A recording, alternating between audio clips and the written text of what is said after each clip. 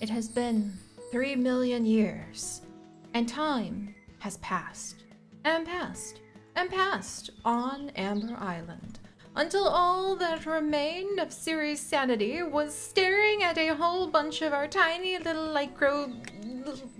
Lystrosauruses and all of their little hybrid crossbreeds as they frolic around with the Protoceratops. And also we have Quagga now. Oh my gosh, it's been so long, you guys.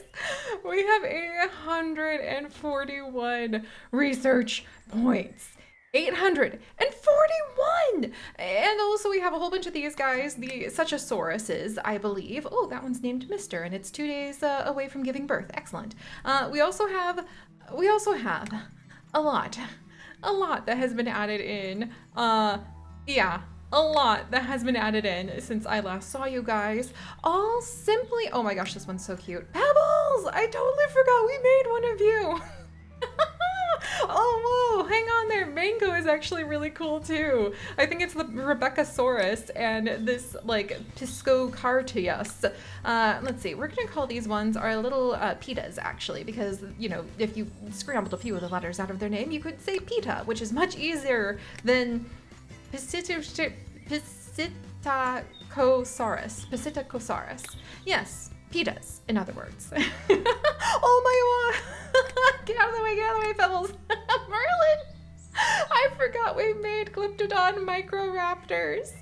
Oh, the Glypty Micro. Thank you for bringing me such joy. And yes, you also see some Ankylosuchus. You see some Stegliostra, and you see a Stegosaurus to go along with some of the creatures you haven't even met yet. Also a lot of the dinosaur poop, but don't worry, that's going to be transformed into crystals and making us tons of money in no time. But welcome back, everyone. Yes, I know it's time. It's time to go to our laboratory, so we could go ahead and grab this Rebeccasaurus and crossbreed it with a porcupine, or maybe a skunk.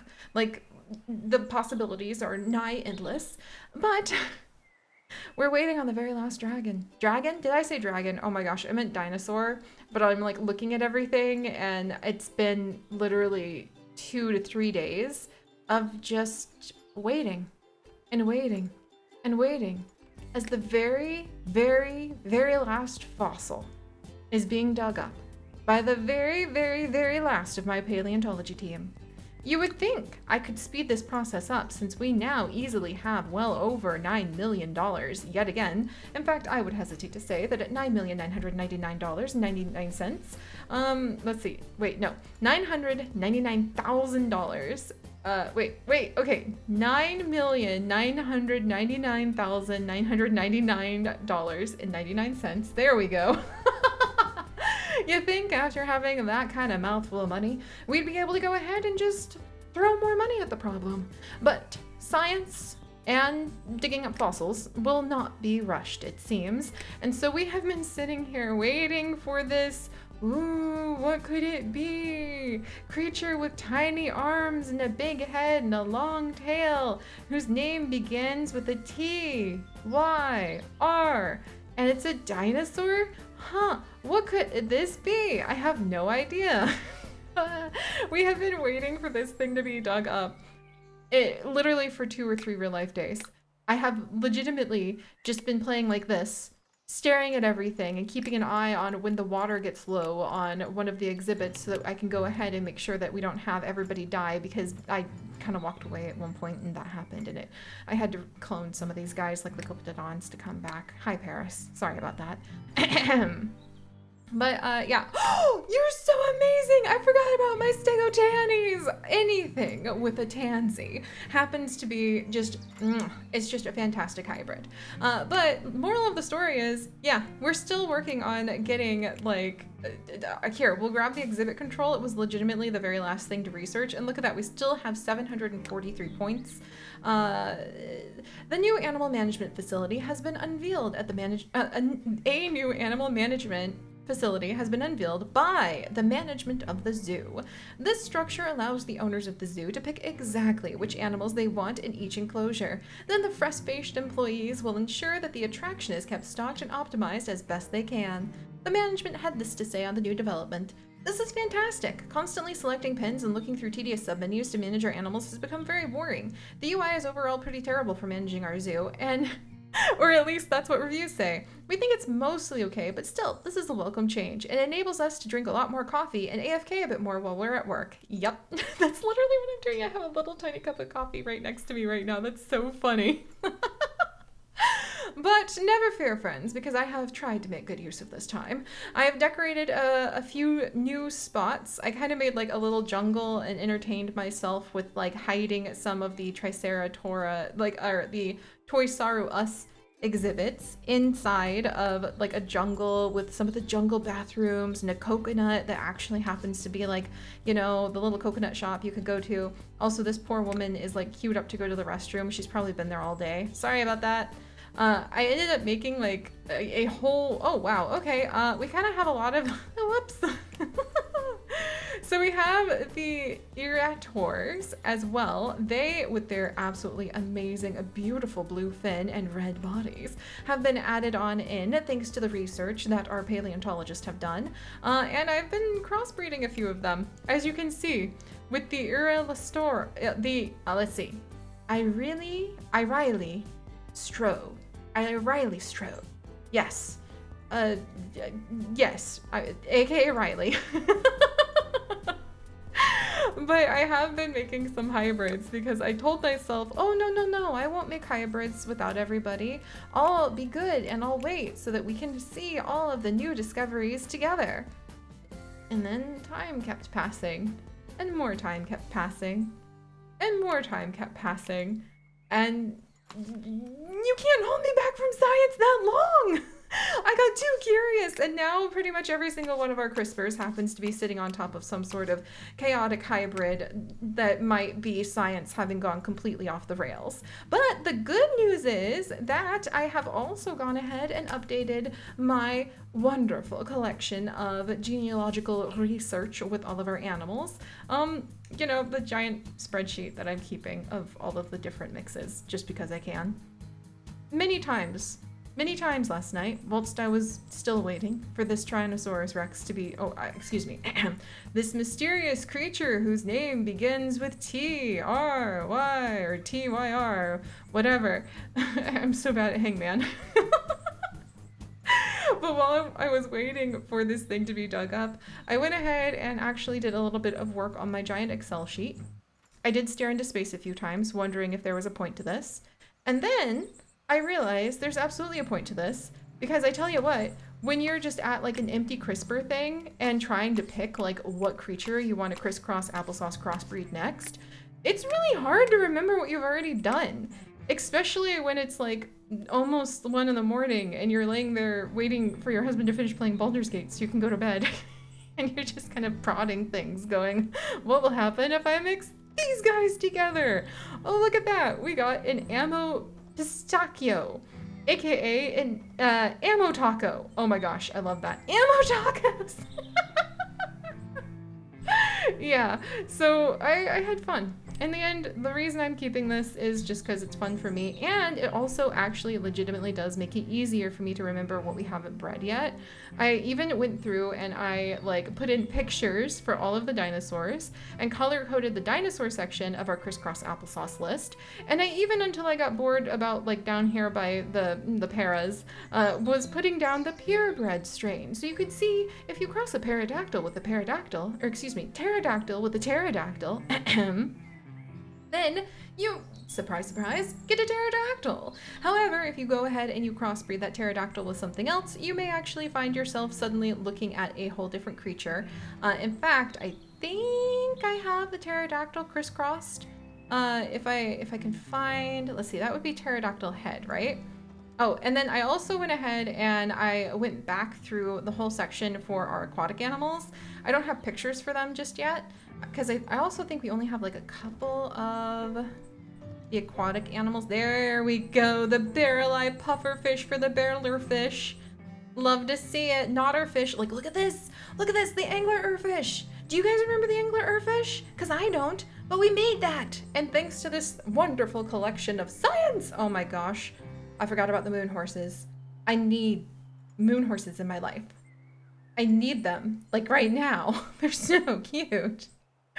But thanks to this like list, we know what we've made, we know what we haven't, and we know what we want to make more of, like the moon horse, or what we might even want to go ahead and eye up in some sort of extremely creative manner to, I have no idea how we'd make it happen, but we could try, bring it into other realms of our pixelated adventures like zoo crafting. So this will become a database that will hopefully inspire curiosity, creativity, and at times, okay, I know the clam is over here somewhere.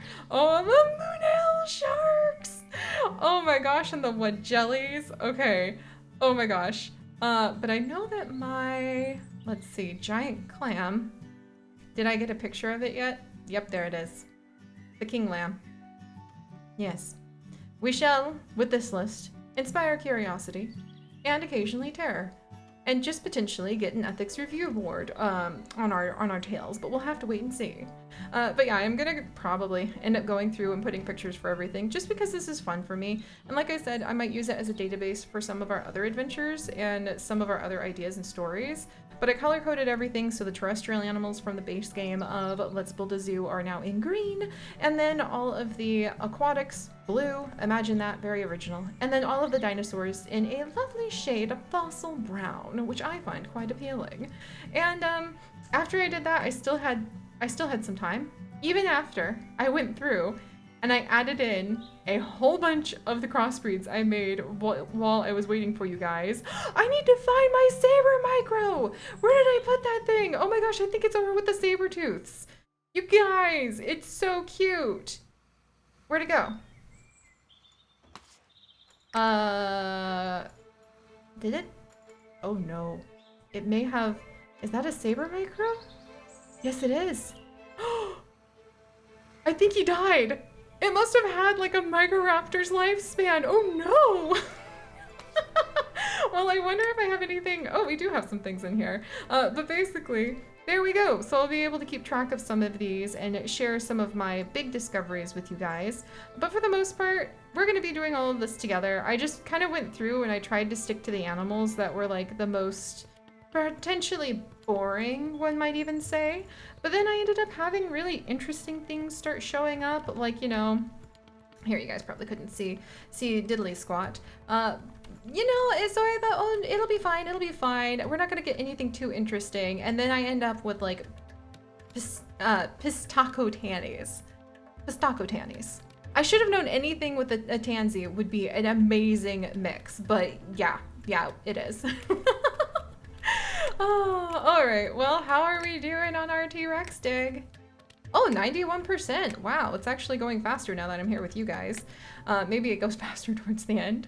But all right, so the moral of the story is we have indeed found a few new species. I am indeed adding to our wonderful collection of science, and I have currently been overrun. Oh my gosh, that's actually kind of cute. Meadow! I don't remember you being so cute. You're one of the little like C's mixed with one of the little Lystros. So let's see. Lystro Tau is maybe what we'll call you. Just kind of plucking out a couple of the names. Oh my goodness. Grace. The Gracie Lystro. Oh my gosh. And then of course we have Quagga now. Then yeah, those guys showed up. It was a lot of fun. Until I was just sitting here waiting for the very last of the creatures that we need. Let's grab Athena maybe. All right, and then let's go ahead and keep some of the other variants. I have basically just been picking our wonderful little critters, if they aren't a hybrid, based off of their names. Just because they breed so fast, you guys. We have so many. Oh, Mouse is such a cute name. Let's see. And then we have Cubby and Bullet. Hi, guys. And we'll have Fancy, the Quagga. And I think everybody else, I don't even know where you're going, but I hope you have a good life. There we go. We're not going to question where those dinosaurs are going. We're just going to trust it was a good place. But I'm happy because look at these guys. Can you imagine one of our little phosphorus birds, which is what I'm just going to go ahead and call them, mixed I mean, it kind of has almost a toucan-esque body. So can you imagine a duck with a beautiful beak like that? And the pride that duck would have? Probably more than the pride that our poor Forest Listro. Oh my goodness. Phosphorus Listro is what I'm just gonna call it. um, yeah, more than what this guy might have. No offense, Clancy. I did try to go through and, like I said, if I was gonna make hybrids to pass the time, pick some of the more boring ones. But then, well, you know, a lot more time passed, and now I think we get to discover some new ones together. Like, I forgot to introduce you guys. Oh my gosh, this isn't a new one, but it's one of my all-time favorites. Are you ready for this? Oh dear. Okay, I need to empty this territory. Because apparently there's a lot of creatures in there. But let's actually mix together one of the little Leahs with the compies. We have the compies now, you guys, and they are so freaking precious. I love them. They are teensy, they are tiny, they breed very, very, very quickly, and I actually forgot that I loved crossing them with the little phosphorus birds. Well, they're not so little, with the very, very large phosphorus birds, as we'll call them. And because look at this mix. Teensy tiny little dinosaur body with gigantic killer bird beak. It is adorable. Probably a pain. Probably quite actually literally a physical pain in the foot, should one go ahead and get a good chomp on you, but absolutely adorable. But I have fallen hard for these adorable little compies. I don't even like a compy skunk. I think that they're absolutely one of my new favorites, and I like mixing them with the birds. And we also have these new, kind of like furry hippo beavers is what they look like at first glance, called Trochosauria. And I actually have not heard of this one, so I'm going to need, oh, Pipsqueak, what a cute name. So I'm going to need to do a little bit of poking around to learn more about them from their real life backgrounds, but they have been added in as well. So it's going to be a good time. Basically, all of this is just a preview of what we will be working on once we are freed from the constraints of evolution, potentially logic, and we can dive into the CRISPR as much as we want in our laboratory as we span out and fill it with beautiful little places like this. I made this too. Oh my gosh, I forgot about this. When we started adding in things like Carnotaurus! And yeah, I again mixed it with the Lystro because I figured the Lystros would potentially be one of the most humble of our hybrids, so you guys wouldn't mind. But when I started adding those in, I did this where I created like a little boneyard where in the middle we have the dino grill that sells the fake meat, and I really liked that. I liked that for creativity points and gave myself mini pats on the back. Also, people are absolutely starving for attractions, so it's going to be quite interesting when we set up our laboratory if we're attending to some of the mini guests that I hope will come and become educated amongst the animals. We're gonna want to make sure there's like a bazillion and a half of these spas because people really like swimming in mud, it turns out. Oh my goodness. All right, well, let's see what else. Oh, I have another one over here that I really loved. There it is! Oh, my Quetzalopteryx. Look at it. Look at it.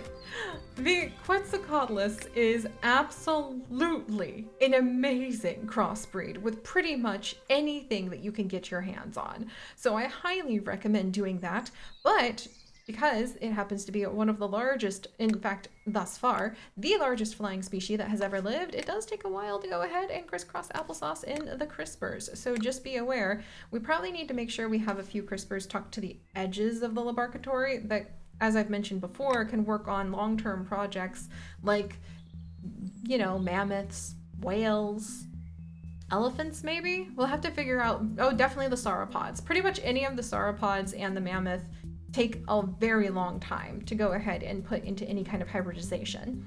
Speaking of hybrids, what on earth is this? It's a compy and an irritator. It's like, well, I'm just gonna call him the irritator because that sounds hilarious. And now we have the Erianthus. I don't think he's going to be very scary. How is he going to terrify anything with that tiny mouth? That's so cute. Come here, you little pipsqueak. Let's mix you with the Dilophosaurus and see what happens. Oh my gosh. I mean, oh well, you know what? Never mind. I forgot we had the Erie tacos. There we go. I forgot we had those here, so now we can have the Irians, or Irinas, which I think is a good shorthand for this teensy little one. Is it going to like gnaw on things?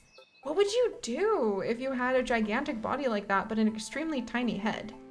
I'm trying to think of a creature that's currently extinct, existing right now, with huge body, tiny, tiny head. I'm thinking, I know, I feel like there's something on the tip of my tongue that fits those qualifications. But now I'm kind of wondering, what is a terrestrial creature that we have currently existing that has the smallest head to body ratio out of like any of the terrestrial creatures? I need answers. This is the kind of chaos that our chaotic science ends up helping us be curious about. Also, are you done yet? Oh my gosh, we still have more to do. But we're almost there, so let's go ahead and look at a few more of these, because I think this is a quagga microraptor. Aqua micro.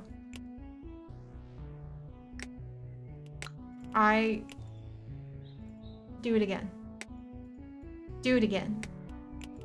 I want to see that again. The Qua Micro. Let me see how cute it is again. Free the... Oh my good word. Look at you. Look at the glory that is Cobweb, our Qua Micro. I love it. It's only going to like be able to eat the teensiest of leaves that it can basically shove its tiny little face up to. Maybe it wants to eat the bugs that are on the leaves. Good luck, little one. We'll have to hand feed you, perhaps. But you're adorable. Anything with the Microraptor is just so freaking cute. I wonder if I have another Microraptor mix that I have left in here somewhere. No, but those are tiny. These are tiny guys too. Oh my gosh, I forgot I've been trying to do a Compy and a Stegosaurus for a while. We have Compy Sogteros. Let's see. Compsog Stegos. There we go. Which are pretty cute. But they basically just look like they've been stung by a bee, to be honest. They don't really, to be honest. They don't really, thus far, like stand out quite as much as some of the others. Like, for instance, perhaps, what might be a new animal. It can't be... We have a new discovery! The Comfy and the Epidex. The Epibirds. Okay, mix them together. That's really cute. That's really cute. It won't fit with the other Compies because it'll want to be in this kind of habitat. But I love it. Oh my gosh, I forgot about you guys! Okay, yeah, actually, mixing the Epidextrix with a whole bunch of the other creatures is turning out really cute mixes. I completely forgot we also tried an Ankylosaurus. Really cute. Let's see. I don't remember what the other half of this one is. I think it's actually Mimney? I'm pretty sure it's a Mimney. And now we have a little Compy mixed together. His name's Trooper. I like that. That's very adorable. He is a little trooper. Oh, all right, well, good gravy. Like, this is fun. And I will be making that list because that's the other thing. How do we admire? How do we go ahead and really bask in how cute the Compies are, or how absolutely, like, wild some of our other animals look? And how on earth do we see anything at night? Oh, for crying out loud. Like, what is the light level here? I can't see anything. Can they? 840%? Okay, well, apparently if you want to light up the night sky, all you need is a volcanic chain eruption.